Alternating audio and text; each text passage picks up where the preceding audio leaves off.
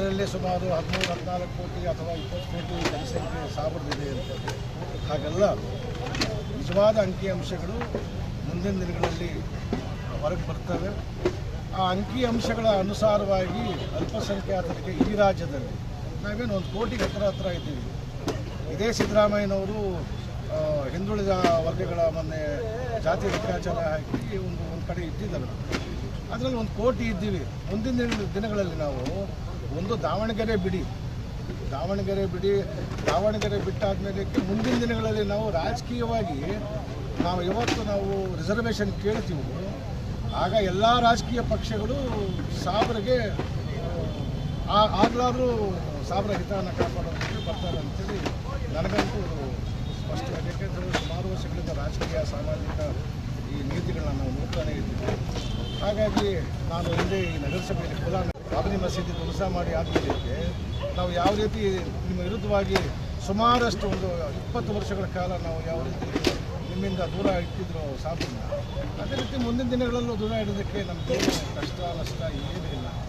ಸಾಬ್ರು ನಿಮ್ಮನ್ನು ಬರೀ ಕಾಂಗ್ರೆಸ್ಸನ್ನು ನಂಬಿಕೊಂಡು ರಾಜಕೀಯವಾಗಿ ಅಥವಾ ಸಾಮಾಜಿಕವಾಗಿ ಜೀವನ ಮಾಡ್ತಿಲ್ಲ. ಇನ್ನೂ ಬೇಕಾದಷ್ಟು ಸಮಸ್ಯೆಗಳಿದ್ದಾವೆ. ಇಲ್ಲೇನಾಗಿದೆ, ನಮ್ಮಲ್ಲಿ ನಮ್ಮ MLA ಇದ್ದಾರೆ, MLC ಇದ್ದಾರೆ, ಅದರಲ್ಲೂ ವಿಶೇಷವಾಗಿ ನಸೀರ್ ಸಾಹೇಬ್ ಇದ್ದಾರೆ ಅಂತೇಳಿ ನಮ್ಮ ಹಕ್ಕನ್ನು ಅವರು ಮೇಲ್ಮನೆ ಕೇಳಿ ತಗೊಳ್ತಾರೆ, ನಮಗೆಲ್ಲ ಕೊಡಿಸ್ತಾರೆ ಅಂತೇಳಿ ನಾವಂತೂ ಆಶಾಭಾವನೆಯಿಂದ ಇದ್ದೀವಿ. ಯಾವತ್ತು ನಮ್ಮ ಆಶಾಭಾವನೆಗೆ ಧಕ್ಕೆ ಬರ್ತದೆ ಅವತ್ತೊಂದು ದಿನ ನಾವು ನಾವು ಬೇರೆ ರೀತಿ ನಾನು ಹೇಳಿದ್ನಲ್ಲ, ಈ ಹಿಂದೆ ನಿಮಗೆ ಯಾವ ರೀತಿ ನಾವು ಪಾಠ ಕಲಿಸಿದ್ವಿ ಆ ರೀತಿ ಪಾಠ ಕಲಿಸ್ತೀವಿ ಅಂತ ಹೇಳೋದಕ್ಕೆ ನನಗೇನು ಭಯ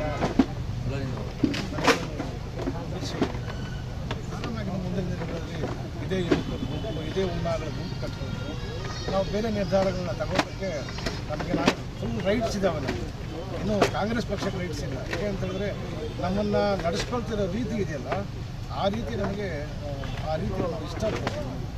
ಹಿಂದೆ ಏನಾಗಿದೆಯೋ ಏನು ಹೋಗಿದೆಯೋ, ಮೊನ್ನೆ ಏನು ಮಾಡ್ಕೊಂಡಿದ್ದೀರಿ ನೀವು ರಾಜ್ಯ ಮಟ್ಟದಲ್ಲಿ ಒಬ್ಬ MLC ರಾಜಕೀಯ ಕಾರ್ಯದರ್ಶಿಗಳನ್ನ MLA ಮುಖ್ಯಮಂತ್ರಿಗಳ ರಾಜಕೀಯ ಕಾರ್ಯದರ್ಶಿನ ನೀವು ತೆಗಿಬೇಕಾದ್ರೆ ಕನಿಷ್ಠ ನೋಟಿಸ್ ಕೊಟ್ಟು ಅವ್ರ ಕಡೆಯಿಂದ ಉತ್ತರ ತಗೊಳ್ಳೋದಿಲ್ಲ ಅಂತ ಹೇಳಿದ್ರೆ ನಿಮ್ಮಂಥ ಮೂರ್ಖ ನಾಯಕರುಗಳು ಇನ್ಯಾರೂ ಇಲ್ಲವೇ ಇಲ್ಲ ಈ ಭೂಮಿನಲ್ಲಿ. ನೀವು ಶಿವನು ಶಾಮ್ ಬಿಟ್ಟಾಕ್ತೀರಿ ಅವ್ರನ್ನ. ಅವ್ರು BJP ಜೊತೆ ಕೆಲಸ ಮಾಡ್ತಾರೆ.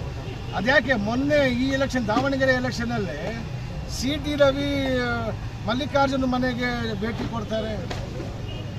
ನೀವೆಲ್ಲ ಈ RSSನ ಮನಸ್ಸಲ್ಲಿ ಇಟ್ಕೊಂಡು ನೀವು ಆ ಗೂಡ್ಸೆವಾದಿಗಳ ಥರ ನೀವು ಗೂಡ್ಸೆತನನ ಕಾಂಗ್ರೆಸ್ನವರು ನಡೆಸಬಾರ್ದು.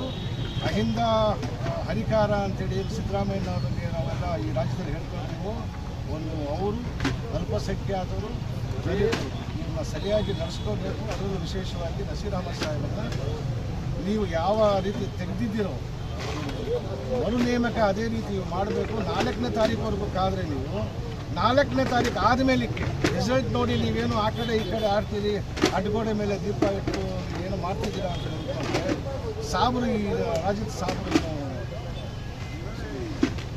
ಸುಮ್ಮನೆ ಬಿಡಲ್ಲ ನಿಮ್ಮನ್ನು ಅಂತೇಳಿ ನಾನಂತೂ ನಿಮ್ಮ ಮಾಧ್ಯಮದ ಮುಖಾಂತರ ಇವತ್ತು ನಾನು ಭಾಷಣ ಕೊಡ್ತಾ ಇದ್ದೀನಿ. ಇಷ್ಟು ಹೇಳ್ತಾ ನಾನು ನಿಮ್ಮ ಮಾಧ್ಯಮಕ್ಕೆ ಒಂದಷ್ಟು